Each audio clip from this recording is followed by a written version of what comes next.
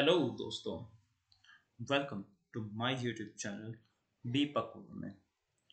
दोस्तों, आप सभी ने कभी ना कभी 3D मॉडलिंग या एनिमेशन के बारे में सुना होगा और आपके भी कभी ना कभी मन में आया होगा कि मैं भी कभी ना कि कोई 3D मॉडल बनाऊं या 3D एनिमेशन करूं। किसी भी टाइप की 3D एनिमेशन भी देखो बहुत सारे टाइप्स की होती है। कोई करेक्टर की एनिमेशन करता है, कोई किसी चीज़ का एनिमेशन करता है, कोई प्रोडक्ट की एनिमेशन करते हैं या कुछ ना कुछ करते हैं लोग 3D एनिमेशन में।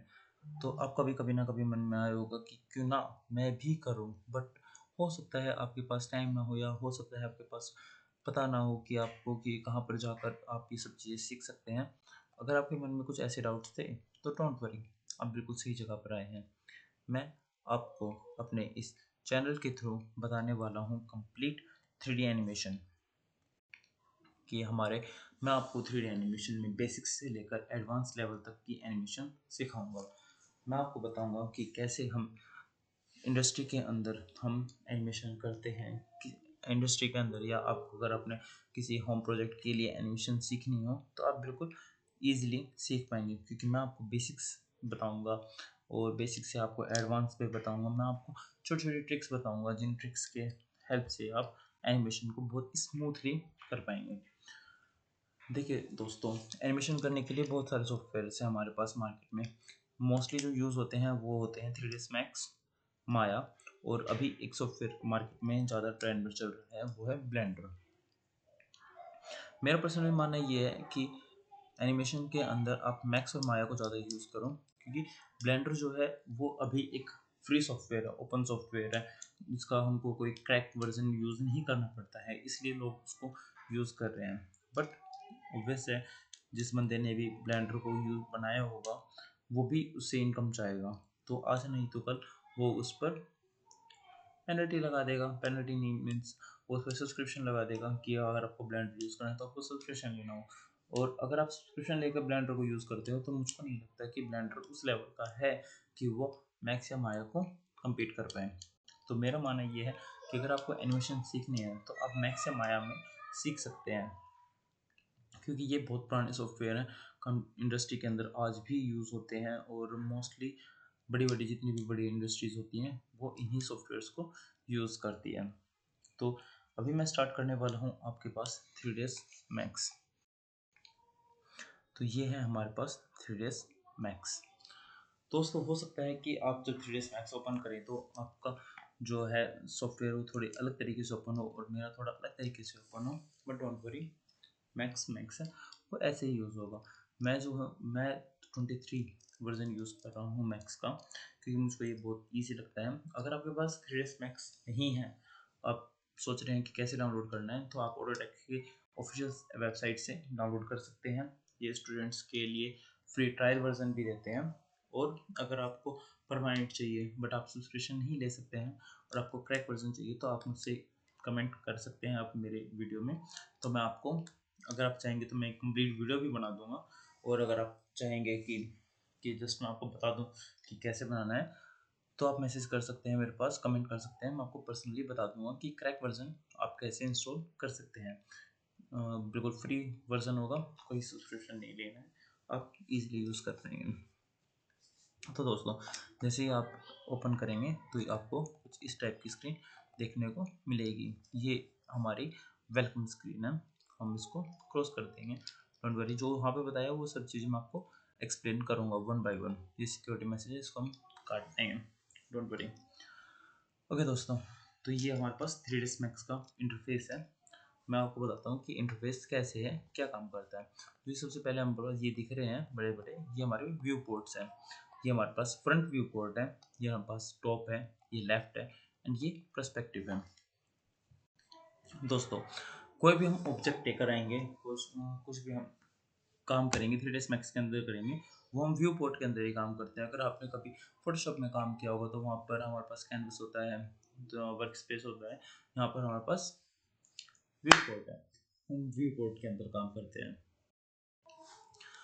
कोई भी ऑब्जेक्ट हम जैसे कि लेकर आएंगे, ये हमारे पास बॉक्स है, तो ये हमारे पास अलग अलग व्यू पोर्ट्स के अंदर दिखेगा। ये पर्सपेक्टिव है, पर्सपेक्टिव के अंदर आप इसको कंप्लीट हर एक एंगल से देख सकते हैं, बट फ्रंट के अंदर आप इसको सिर्फ फ्रंट व्यू से देख सकते हैं, और टॉप के अंदर इसको आप टॉप व्यू से, लेफ्ट के अंदर आप इसको लेफ्ट व्यू से।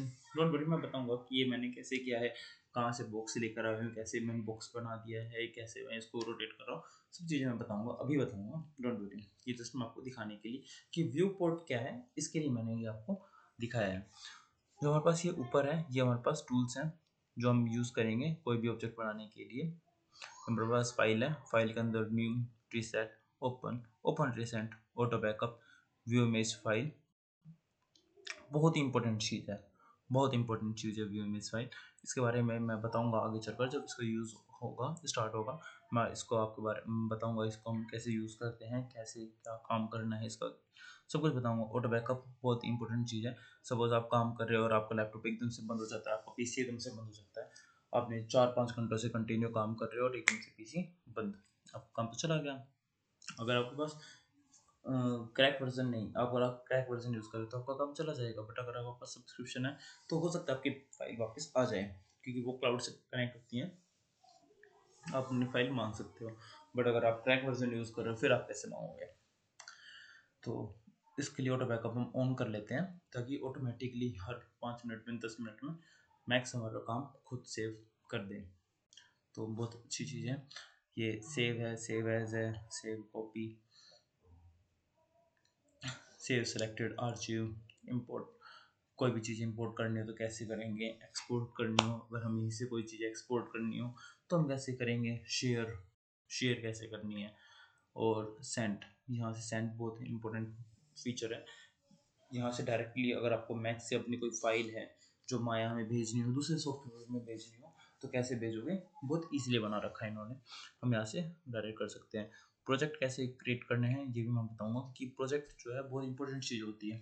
जब भी आप किसी भी इंडस्ट्री में काम करते हो या किसी फॉर्म में किसी प्रोजेक्ट के ऊपर काम कर रहे हो, तो हम ऐसे नहीं है कि हमने बस फाइल सेव की, कंट्रोल सेव प्रेस किया, फाइल सेव की और हमने दे दी, आपका काम रिजेक्ट हो जाएगा। वहाँ पर प्रॉपर एक प्रोजेक्ट बनता है, उस प्रोजेक्ट में आप अपना काम सेव करोगे और अपने सीनियर्स को, जो भी आपके पाइपलाइन के अकॉर्डिंग जो भी आपका नेक्स्ट बंदा होगा, जो नेक्स्ट पर्सन है, उसको आप शेयर करोगे। तो प्रोजेक्ट के थ्रू हम शेयर करते हैं। तो ये कैसे क्रिएट करना है, कैसे क्या नहीं करना है, ये सब चीज़ें मैं आपको बताऊंगा।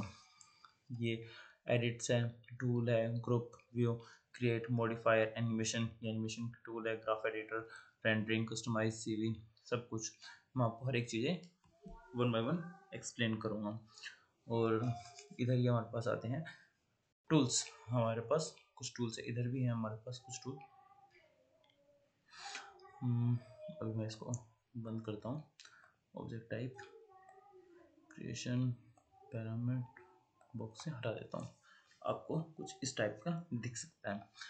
ये है हमारे पास सबसे पहले ज्योमेट्री। ज्योमेट्री मीन्स कोई भी ऑब्जेक्ट, कोई भी ऑब्जेक्ट, किसी भी टाइप की शेप, वो ज्योमेट्री है।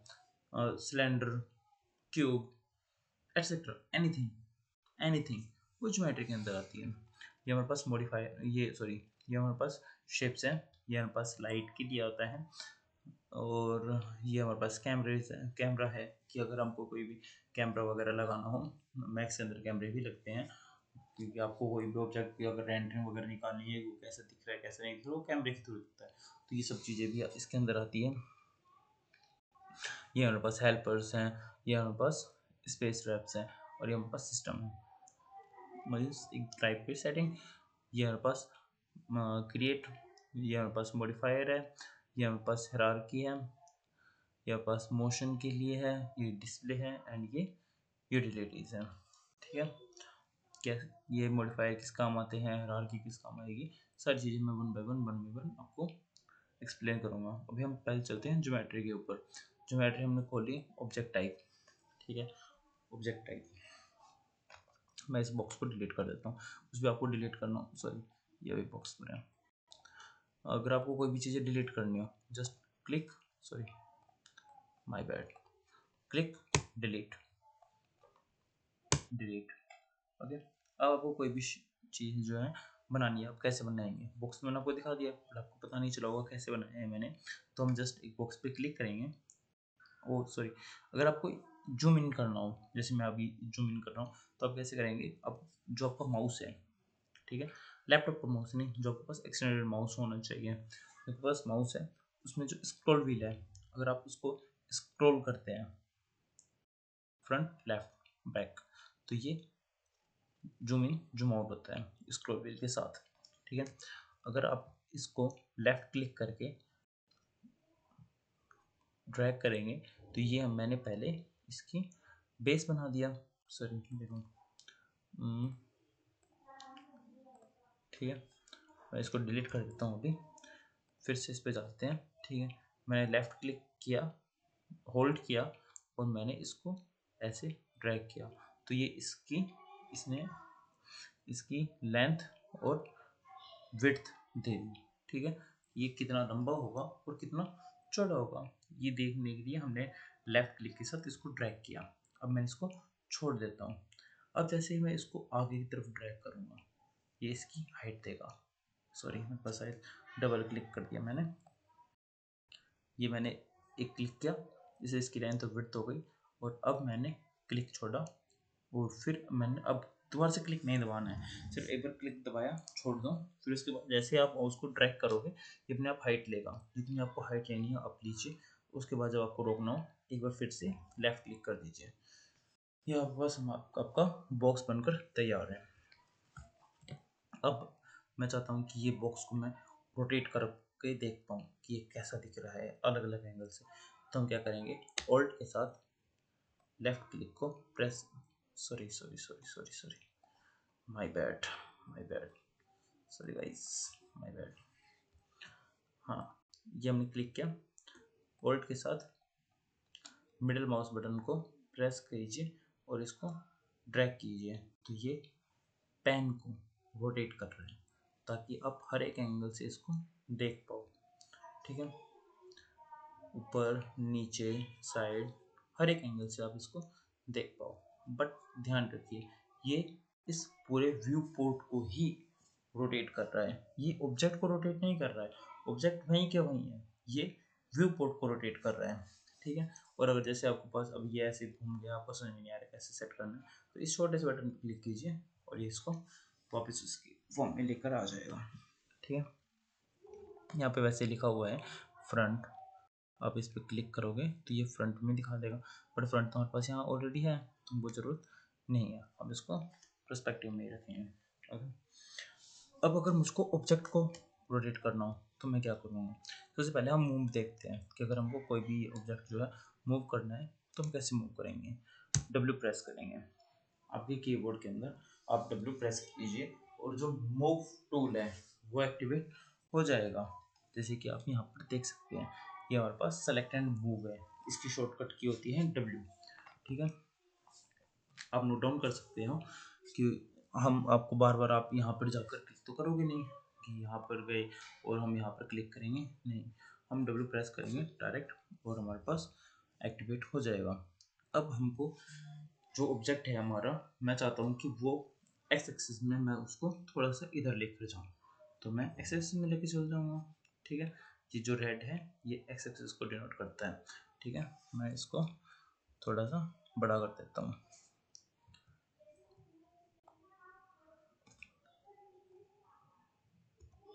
ठीक है, ये एक्स एक्सिस में चला जाएगा, जेड एक्सिस में, ये वाई एक्सिस क्लिक हो गया, ये हमारे पास X axis, Z axis and that Y axis.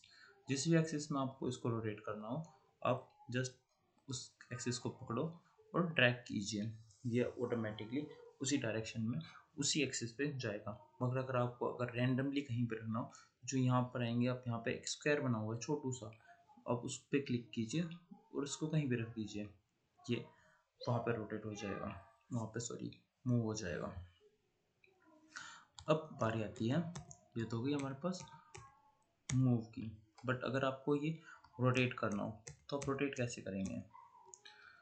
Rotate के लिए एक तो यहाँ पर है हमारे पास कि आप यहाँ पे चले जाइए, तो इसके लिए रोटेशन के लिए होती है हमारे पास प्रेस ई, इसकी शॉर्टकट की है, आप ई प्रेस कीजिए और इसको आप रोटेट कर सकते हैं। अब देखिए जैसे यहाँ पर इसका एक्सिस है, इसमें भी एक्सिस है, अब इस पर क्लिक कीजिए और ड्रैग कीजिए। लेफ्ट क्लिक दबाकर ही ड्रैग होगा, मूव में भी, रोटेशन में भी, स्केलिंग में भी। स्केलिंग में मैं बताऊंगा, ठीक है। ये हो गई, ये है। जैसे ही आप बटन छोड़ देंगे ये मूव होनी बंद कर देगी।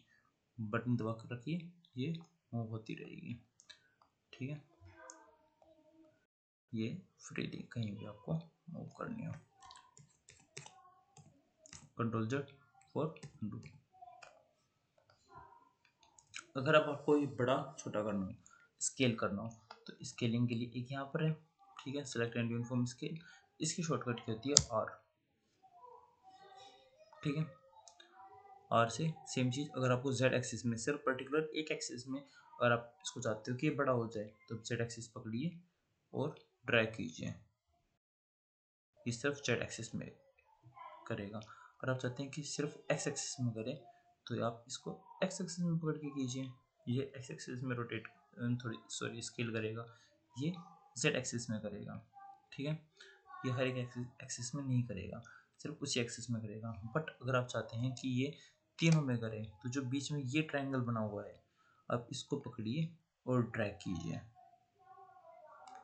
देन ये हर एक एक्सिस में स्केल आप कर पाएंगे, ठीक है दोस्तों।